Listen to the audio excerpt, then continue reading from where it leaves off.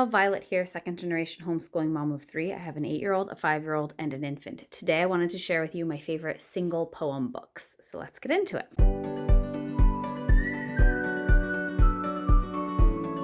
So when I say single poem book, I mean a picture book that only has one poem in it as opposed to a collection. So for example, this Stopping by Woods on a Snowy Eve is an illustrated edition of this Robert Frost poem. This is the very first poem I ever memorized as a kid, so I'm kind of attached to it. And this is the book that I had when I was a kid.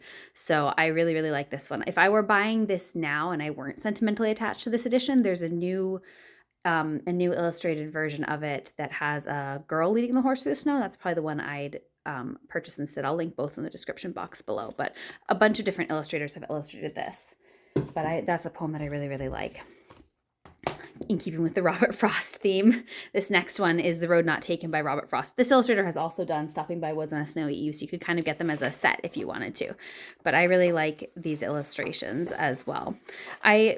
So this first set of single poem books are all books that I own. They're in my personal library. And the reason why I like them is because they're poems that I like, that I appreciate, that speak to me. And I feel like the way that they're illustrated helps them be more approachable and more understandable for kids. So I thought the illustrations in this were cute. This next one, That Is My Dream by Langston Hughes. The illustrations in this are really beautiful as well. It talks all about how this little boy can't wait until he no longer experiences racism and prejudice. And this is actually one of the books that I read when I first was introducing racism as like a concept to my kids. And this, I think, really helped them see what I was talking about. And the illustrator's note about how reading this poem changed his life is just so sweet. So I really like this book too. If this is not a poem that I'm particularly attached to, but this is one of my husband's favorite poems. So this edition of it is really pretty. And I do think this one is one that the illustrations do help you kind of figure out what he's saying, but I also think this is a poem that benefits from reading the whole book and then reading the poem again after you've read the book, because there's just a line on each page and it gets a little bit broken up. Personally, I feel like, but I do like that one. This next one is one of my daughter's favorites, The Spider and the Fly.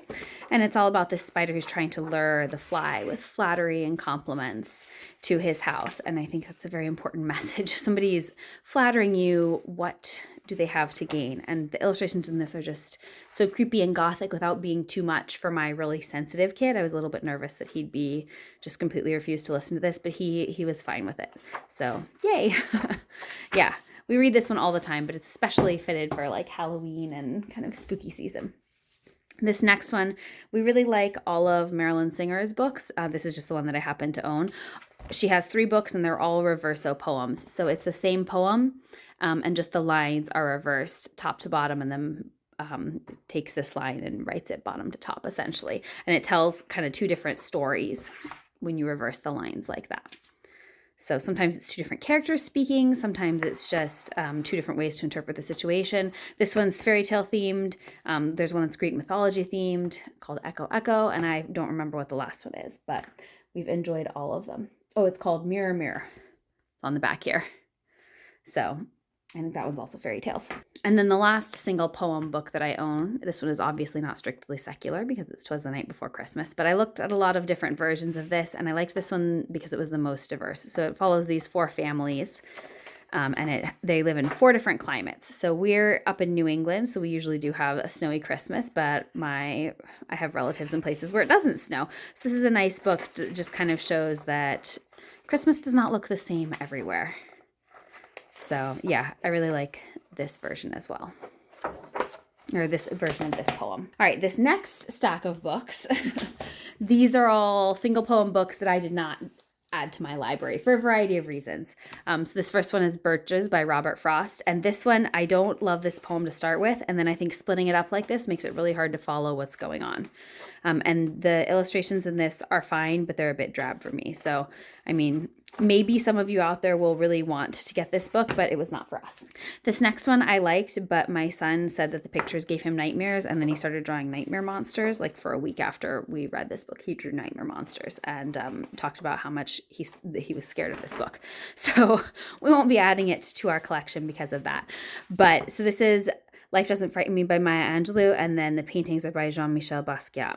I don't know if I'm saying that correctly, but so this is a cool, like, pairing a famous poem with famous art, but it scared my kids. So that's definitely just a library book for now. This is another Langston Hughes poem, and this one features real photographs. So My People by Langston Hughes. So again, I do like this book, but it's one that we'll just check out from the library when we want to read it because our library has it. Same thing with this next one, I Too Am America by Langston Hughes. I like the pictures in this. I think they do a really good job of adding to the story that the poem is telling, but this is one that we can check out when we need it. So I try to be very intentional about the books that I buy and only buy things if I can really say, oh, I need it. I'm buying it for this exact purpose. So a lot of these other books are nice, but just I couldn't justify a specific reason why I would want them. So this is another Christmas one. It's Little Tree by E.E. Cummings. I'm just not a huge E.E. Cummings fan, so this book is just not one and the illustrations are stylized in a way that I don't particularly care for. So this is one that we did not add to our library. This next one, Winkin' and Blinkin' and Nod, we have in a bunch of our like nursery rhyme collections. So if you love this poem and really want a cute illustrated edition of it, this one exists, but I didn't feel like we needed it. This next one is not technically a single poem book. It's Pablo Neruda's Book of Questions, and it's just selections from his Book of Questions. And I read some of these to my kids, and they just did not get them. They are not at a place where these really speak to them at all. And while I found some of them interesting and thought-provoking, I certainly didn't want to sit and read the whole thing. So this is just not something that is going to be, if we had it in our library, we wouldn't read it all the time. So it's better for us to just check this out from our local library when we need it. But you can see it's bilingual. Every page is illustrated. Some of them fold out. This one feels like it folds out, but I can't figure out from where. So I thought that was really cool.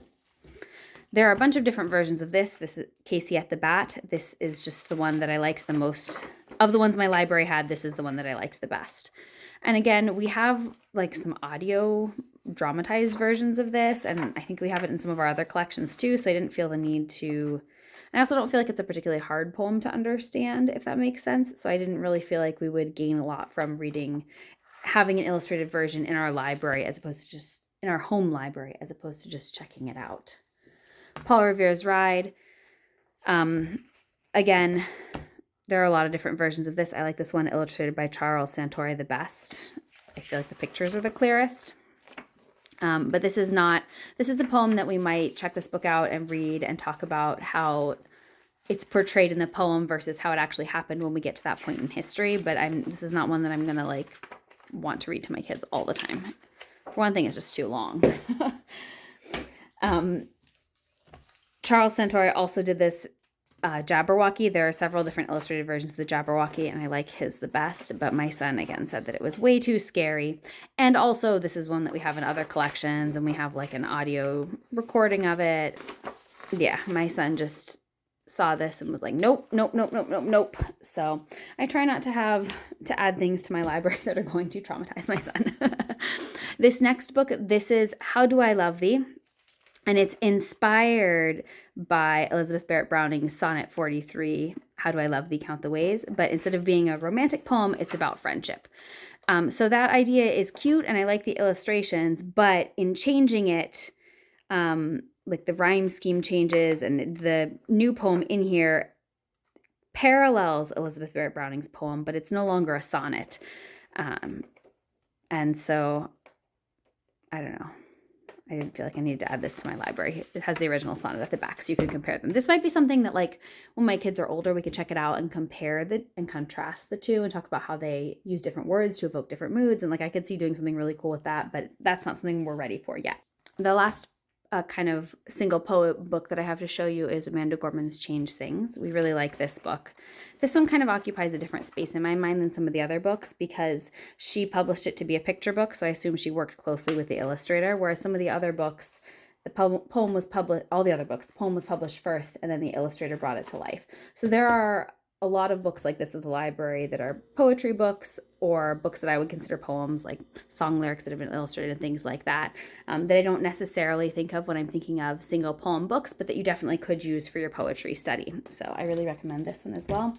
And then this last one is not strictly a poetry book, but I saw it at my library and I didn't see it at my library. I can't remember where I saw it, but I thought it looked really cool. So it's about Emily Dickinson and it's her life story. It's a biography book, but then it also has, so this font is pieces of her poems that are woven into the story. So I thought this book was really cool and my kids seemed to enjoy it. But it definitely is, because it's her life, it's on the longer side. So those are all of the single poem poetry books that I have come across. Let me know in the comments if there are other single poem poetry books that you have and that you've liked. I think these really add to our poetry study, so I'm always on the lookout for more of them. I hope you found this helpful. I will link everything in the description box below. I am an Amazon affiliate, so if you click on a link and make a purchase, I do receive a small commission. Thank you for watching.